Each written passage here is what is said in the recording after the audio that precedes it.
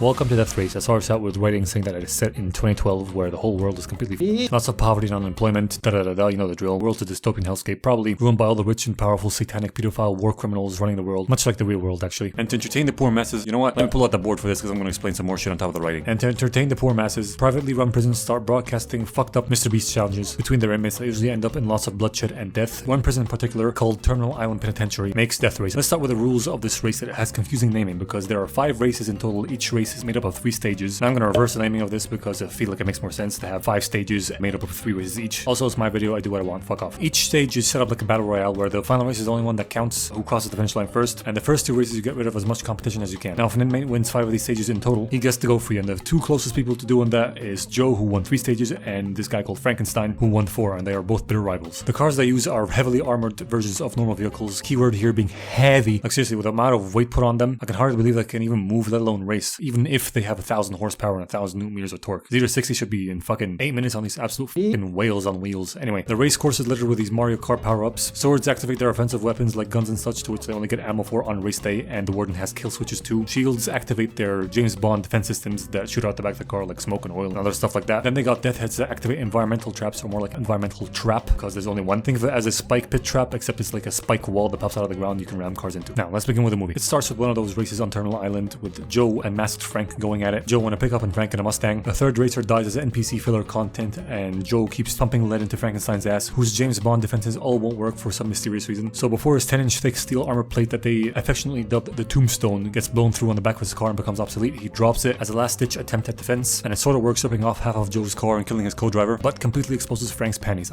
gas tank. His female co-driver wants him to drop back, but he's like, no, the finish line's right there. So she ejecto-seaters out while Tyrone launches an RPG at him. It connects right as he crosses the finish line, and I guess that's how he won his 4th stage. Don't know why he waited this long to shoot him though, and why he used an RPG, because he still had guns on the car that he could use. Maybe the trigger mechanism or ammo or computers were heavily connected to the gun on the front that got ripped off and can't function without it. I don't know. Next we cut to a steel mill factory place where Jason Statham works. He's collecting his last paycheck because the company's going bust. He gets a total of $10, a half-eaten Snickers bar, and an expired Blockbuster gift card. After working like 2,000 hours last week, everybody else gets shafted in the payment as well. Then the riot police arrive to beat everyone up for no apparent reason at all. Actually, maybe the factory owner fucking called them on them preemptively because he thought they were gonna make a riot fight back, or maybe he's just, he's probably corrupt. That's probably the reason why. Never mind. He goes home to his supportive trad wife, tucks in his baby girl, washes up, and comes back down to find that she's been knocked out by a masked intruder. The same knocks him out as well. Later on he wakes up with his wife dead, a knife in his hand, her blood on him, and the cops arresting him for murdering his wife. Obviously he was framed by that mask. 6 months later we see Home Dog being transported to Terminal Island and being treated like shit by the guards and the inmates, who all think that he murdered his wife and his baby. So they try to beat him up for that, but he shows that he can handle himself and defend himself, beating them up really badly, especially this one guy called Pachinko, who's like a white supremacist Nazi dude, I think, and is sort of a character of importance, so keep him in mind. After that he gets taken to the warden, who's a female named Hennessy that rules over this prison with an iron fist and extreme brutality, which allows her to do really ballsy shit, like take a stroll among the prisoners with no guards by her side. And I don't care how badass you are, how much the inmates fear you, or how many snipers you have watching over you, this is an exceedingly retarded thing to do. Anyway, apparently Jason used to be a talented racing driver a long time ago, but lost his license and shit. She brings his past up and tells him that Frankenstein has died. He is killed, ripping pepperoni, but no one knows that yet, and the viewers really like him and she doesn't want the ratings to go down, so she's like, anyone can wear the mask, but not anyone can drive the car. I want you to be Frankenstein. But he's like, nope, so she tries to entice him by mentioning that all he has to do is win 5 stages and he goes free, and Frankenstein won 4. All you have to do is win 1 more and you'll be free. But he's like, still nope. Then she threatens him with solitary confinement. He's like, you slut, fine, I'll do it. She takes him over to meet his team, or pit crew, which is comprised of John Wick hotel guy, what's his name, Winston. He's like the team boss, lists an autistic little bro who's like a walking, talking encyclopedia, and Jesus, the token Latino. 1, 2, 3, 4.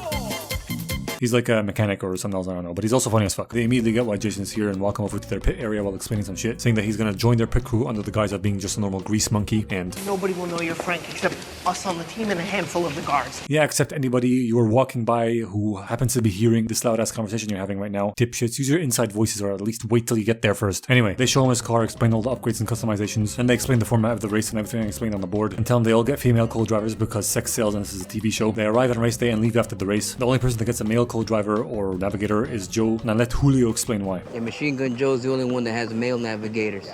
Because he's gay. Told you he's hilarious, but that's not the actual reason. It's because his co-drivers just keep on dying too much. Either he kills them or they die because they're unlucky. His passenger seat is more cursed than Red Bull's second seat in F1, and the audience gets squeamish. They don't like too many female deaths, so they keep giving him dudes. Lists then gives him a list of a few other drivers that are not important at all. We got Asian guy, tattoo guy, NASCAR guy, and Pachinko. There are a few more drivers that they don't mention, which is a shame because I would love to see their backstories as well, but who cares. After all that explaining, Jason sees some inmates come back from working on the track for good behavior with GPS tracking bracelets on them that look very similar to the one that the masked intruder intruder hat on when he killed his wife. After that, we cut to race number 1. Jason gets dressed up in Frank's get up, hops in the car without speaking to anyone. Then the lady co-drivers arrive. All the men go crazy as expected. And you know what's one of the most unrealistic things about this movie? It's that any racing takes place at all. You got literal prisoners in a car alone with fucking steaming hot bitches, and there are no cameras inside the cars. How are all these women not getting back to their prison pregnant? Doesn't matter. Case is Jason's co-pilot, and she knows that he's not actually Frank's, and since the car has mirrored glass and there are no cameras inside, he can take that shitty mask off and drive around uncucumbered. They all line up in their cars. Hennessy starts the death race broadcast, and the most hell yeah, brother, that's how you start a dang show right there intro sequence happens. Race starts, and much like F1 and the DRS system, the Mario Kart power-ups only get activated on the second lap of this 3-lap race around the prison island. Initially, Jason gets tossed around a bit, but Case helps him and shows him a few shortcuts to take to get him back into the game. I don't know why all the races don't exclusively use shortcuts. It's simply retarded not to, but whatever. Lap 2 comes around, all the power-ups get activated. One NPC pit maneuvers another NPC into a slide over a death head, which activates a spiky wall of death. He slides into it and then gets sucked down, crushed by it, and explodes, which of course is some hard as fuck content. But according to the movie's own logic, that shit shouldn't have been activated, because when Jason tried and failed to get a sword, Case said this: "It takes the weight of the entire car. You have to make contact with all 4 tires simultaneously." And I'm pretty sure that BMW slid over the death head with maximum both front tires, if not only one of them. Whatever though. After that, this one guy called the Reaper gets turbo destroyed by not 1, not 2, but 3 different drivers, dying in a very gruesome, gory, and splattery way that I cannot show on YouTube because they are a bunch of babies.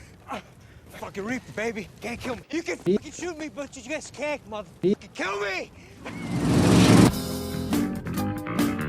Back with Jason, he eventually gets a sword, but his guns are jammed, so Case hangs out of the window, smacking it with a wrench to unjam it, which is incredibly dangerous. And for some reason, Jason thinks that hiding behind this other car will protect him from this other bitch in another car shooting at Case, which he totally should not do, because unlike the other guns, this one is not fixed. It's actually aimable, and she can just aim it at Case, but obviously that wouldn't be good for the story, so it doesn't happen. And while we're on the subject of guns, Joe also accidentally ends up firing into the pit area, and everyone ducks behind fucking bulletproof hay bales, apparently. Anyway, Case unjams the gun and comes back inside, miraculously unhurt, but then when they get a shield, none of their defenses will work either, just like what happened to the original Frank. The car's ass starts to get lit up real bad. The tombstone won't last much longer, so Jason thinks outside the box, and while they're in this indoor abandoned factory part of the race course, he tells Case to put the napalm in her seat, and they ejectocito it out and hits the roof, and it spills all over the car behind them. She pops out of the roof and throws the car's cigarette lighter at them, burning them up and causing them to lose control, which allows Joe to T-bone them and kill them. The amount of luck and shit that had to go right for this to be successful is unbelievable. I let it pass though because it looks cool. But something I just thought of right now is, why is everybody fighting to be in the front? Wouldn't it be a better idea to hang around in the back and wait for people to kill each other and be in a better position to kill someone yourself? Or is there like a rule that says the last 2 people will get eliminated if no one dies or something like that? I don't know. I'm just gonna assume there is a rule like that, or some other incentive that pushes them to not treat the first 2 races like a demolition derby. Moving on the last lap, Pachinko comes level with Jason and distracts him by doing finger guns at him, which is the same thing that the intruder did when he killed his wife, and he obviously makes the connection that Pachinko is the killer, which stun locks him for a second, long enough for Joe to pop out of a shortcut and T-bone him, almost taking him out of the race, which ends with him in dead last, limping his barely functional car back to the pits for his crew to fix in 14 hours. And once in there, they find out that there was nothing wrong with the defenses, and they're like,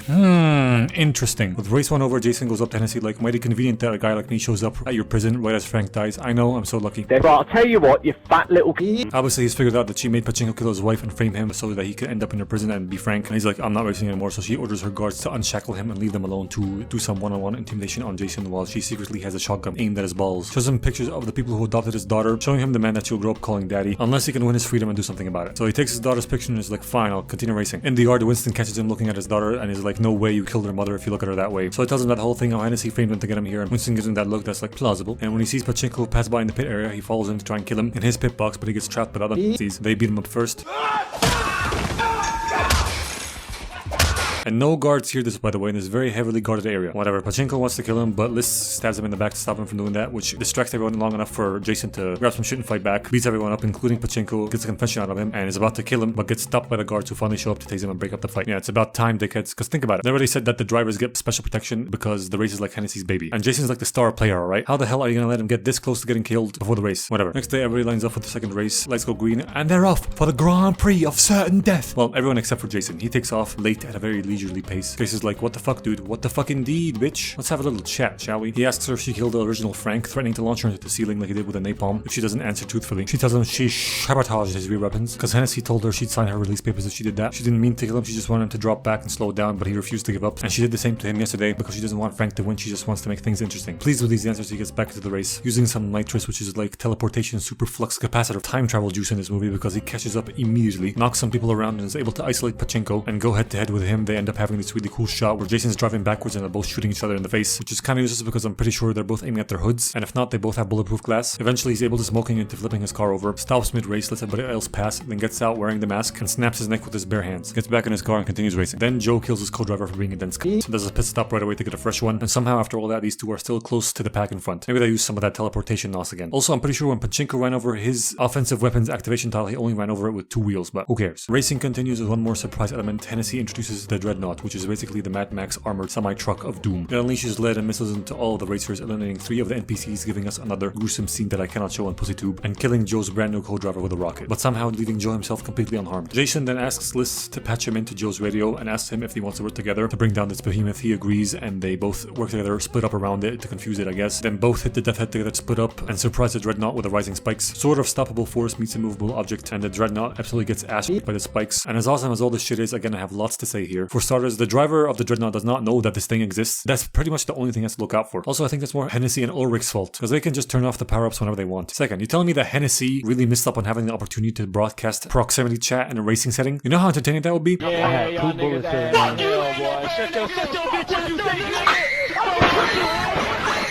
Of course, there's a possibility for this being a bad idea, but I'm just saying. Third, and probably worst of all, this race should have been over a lap ago, because after Jason killed Pachinko, we can see him crossing the finish line in this shot, and we can clearly see that he starts lap 3 because he triggers the lap 3 animation thing on the screen, aka the final lap, and that's the lap the Dreadnought came out in. And at the end of that lap, it went in to take a shortcut and come out ahead of them so it can shoot at them from behind, right? But you see, at that very moment, the race should have been over. Also, another little thing that I'm going to tack on to this point, why is Jason triggering a new lap? He's not even in first at this point. Whatever, moving on. The race ends, Jason and Joe are the last 2 people standing for the 3rd race. Hennessy is not pleased, so she tells Ulcer guard guy actor from one of the Terminator movies to plant a bomb on Jason's car just in case to make sure he doesn't win the next race. While Winston shows Jason that right where the Reaper crashed into the Mopar sign, the road actually continues. The only thing blocking it is the Mopar sign and a container. So Jason asks Hernandez to give him an extra half-gallon reserve tank and make it so that the main one can be dropped and exploded. And goes to hatch an escape plan with Joe, who was just over at their pit area saying, you know, you and Frank sound really similar. He obviously knows that he's Frankenstein at this point. So Jason goes over like, you and Frank should have a talk, and they come up with a plan. Later, Hennessy tries to convince Jason to stay even if he wins, even though she's gonna make sure that's not gonna happen. Like, here are your release papers, sign and everything, but I want you to think about staying.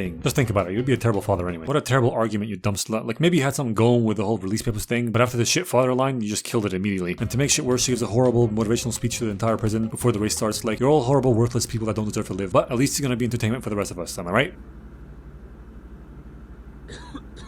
Yeesh, just trying to lighten things up. Come on, guys. Joe gets a new co-driver and lines up next to Jason on the start for the final race with the RPGs lining his roof. And we catch Esteban saying this. The hell are those? I get that the movie wants to call attention to the RPGs, but have someone else do it. Not someone who worked on the pit crew of Old Frank and definitely saw him getting blown up with one of these things, and therefore knows 100% what they are. Have Jason ask or something. Also, why does Joe only pull them out for the last race? Does he have a limited number of them? And how does he aim them? Doesn't matter. Case tells Jason that Hennessy told her to stop him if he's winning. The race starts and all the weapons and power-ups activate immediately as opposed to lap 2, and guard guy Ulcer keeps turning them off for Jason and on for Joe to further fuck with Jason. Joe starts pumping a bunch of bullets into his ass, causing him to drop the tombstone, but Joe doesn't get caught out by it this time, then steals a lit shield from Jason by shooting it with an RPG. Again, how the fuck does he aim that shit? Whatever. He takes a few more rocket shots at him, but Jason gets out of the way just in time and lets the rockets hit the Mopar wall. They both drive through the hole the blast creates and make their escape attempt, and we got the shot in Hennessy's control room. They're escaping. Their weapons, hit the kill switches. 70 million viewers, man. They're all watching. Okay, first of all, whoever got that 70 million viewer figure is an illiterate fuck, because the whole bottom of this screen is dedicated to that figure and it clearly says over 96 million. And second, something that I consider to be the dumbest thing in this movie is that this nutcase retard bitch has kill switches for the guns on the cars, but not the cars themselves. Are you fucking kidding me? Listen, I don't know what's wrong with this woman, but it must be hard to pronounce. Anyway, she tries to blow up Jason's car, but luckily Winston found the bomb she put on it earlier and took it off, so nothing happens. The line she said before pressing the button though was pretty hard. Fuck with me, and we'll see who shits on the sidewalk. I mean, I don't fully understand it, but damn, everything in this movie is so unfathomably hard, dog. Anyway, Jason and Joe will be driving across the only way on or off this island on a long skinny bridge, followed by 1 billion cops that all stop in their tracks when Jason dumps his main tank and blows it up in their face. They rip through the main gates while getting shot at by the guards, and somehow again Joe's co-driver dies, but he's left unharmed. Both cars make it to the mainland and split up, but the attack chopper sent in sticks with Jason. Case tells him to jump out in a dark spot and she'll continue driving on so he can have a chance to get away. She's like, don't worry, I'm up for it. Hennessy already signed my release papers, they have to let me go. Bitch, those papers don't mean squat. Haven't you learned anything from the Epstein files? Papers, laws, rules, all that stuff doesn't mean shit for the rich and powerful, because they are the ones that make and enforce them, retard. Wake the fuck up. Anyway, he hops out in a shady spot and runs away. She drives around a bit, leading the cops on a wild goose chase. They stop her with some explosions in another epic shot. She gets out and stands on the car dressed as Frank to further sell the idea that they got him, while Jason meets Joe at some train tracks. They hitch a ride on one to go start a new life somewhere, but not before Jason finds his daughter and gets her back first. Next thing we see is Winston gifting Hennessy's bomb back to her and then blowing her up. Then 6 months later we see Jason got his daughter back and he's with Joe in Mexico, having convinced him to live a honest life as a mechanic. Then Case shows up to join them because somehow she's still able to get out of prison after that whole ordeal. This movie gets 8 Ford Mustangs out of 17 Austin Allegros.